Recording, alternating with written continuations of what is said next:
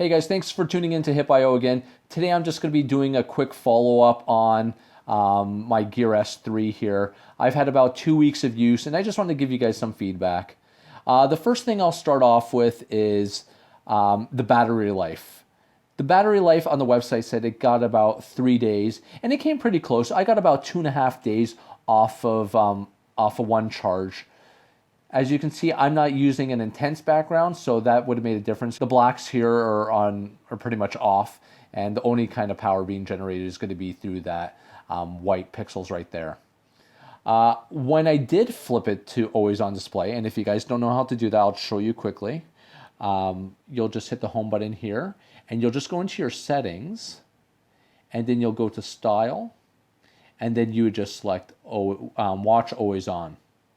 I did find when I selected watch always on that my battery life usage went down by 50%. So I got about a day and a couple of hours of battery life off of this always on display. That being said, I didn't use this device while I was sleeping. I know some people out there use it while they sleep. I don't find it comfortable, so I didn't use it. So my battery consumption is really based off of moderate usage. I do have it so when I get alerts, the screen comes on. So that was about overall 2.5 days with not having the always on display on. The next thing I want to talk about is the auto heart rate feature. It's pretty cool. Throughout the day, you could be doing stuff and it automatically just takes a reading of your heart rate at the time. So in order to view what your heart rate was and see what your logs are saying, you just have to hit the home button here.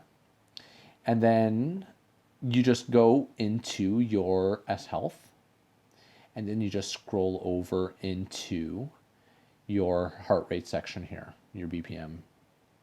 Just click on the screen here, and you can see throughout the day, at different times, it was monitoring my heart rate.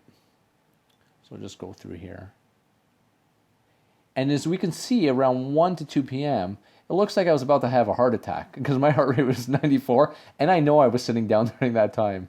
Okay, next thing I wanted to touch upon was the screen. The screen is absolutely beautiful.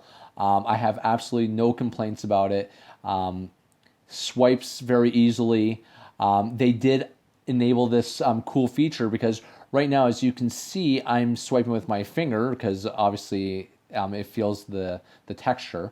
But you can increase the sensitivity. So if you are wearing gloves outside, you could actually swipe this with your gloves. I don't have that enabled right now, but I'm going to show you guys how to enable that. You would just press the home button here, just hold it down, and then you just go down here to touch sensitivity. Just click on it right there, and see, use your device while wearing gloves by increasing the touch sensitivity of the screen. All you need to do is just hit the check mark there, and then it will enable you to touch it with your gloves and move it around, so you don't always have to take off your gloves to get it to interact. Another quick tidbit here is for those that want to do screenshots of their watch. I don't know why you'd really want to do that. Maybe if you just want to show notifications, but you can do a screenshot on your Gear S. Press the home key and swipe to the right. And as you can see, it just took a screenshot. And in order to view that screenshot, just go and hit the home button again. Go to your gallery, wherever it may be, and there you'll see all the screenshots you've taken.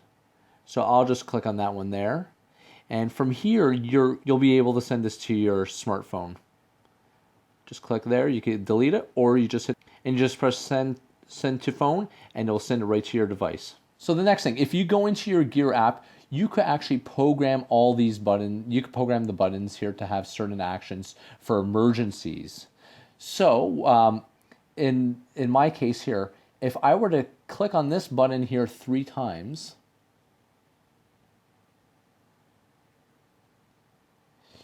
it sends out an SOS. So what this is actually doing is I have it to send my wife a text message that gives my location. And while this is on, I think it's on for about an hour, it will allow my watch to be GPS tracked so they could then follow my activity. So if they needed to find me, they could. So now if we want to get rid of this message here, we could just swipe to the left and we just swipe up to get rid of it. It says app is still running. Do you wish to close it? I'm going to say yes. Okay, so now all my notifications cleared. And that was that for the SOS messaging. And that could all be set through the app. Another thing, just because we had the red button there showing the SOS messages, I didn't know this at first because I didn't have this on my old watch. But if there's an orange circle there, all that means is, hey, you have notifications. Swipe to the right and you'll be able to view your notifications. In my review video, I mentioned how I wanted to try this on my WPA2 Enterprise network at work. And I was unable to test that, unfortunately, because I don't have the ability with the wireless connections to connect to hidden networks. So that's a shame. I'm not thinking that it's going to be able to connect anyways. But if any of you out there have been able to connect to a WPA2 network that isn't hidden, drop it down in the comments below because I'd be interested to find out. Connecting Bluetooth earphones to this was a fairly simple process.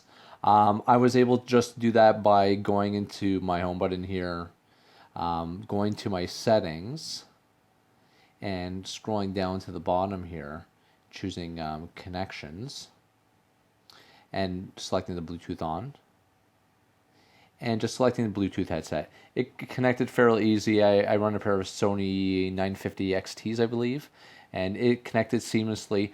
I was able to copy some music to my device using the Gear Manager, and after I did that, I was on the train for about 45 minutes today, and listening to it the entire time, it used about 7% of my battery. So I don't think this would be able to replace your phone in order to stream music, just because it would kill your battery fairly quickly with a few hours.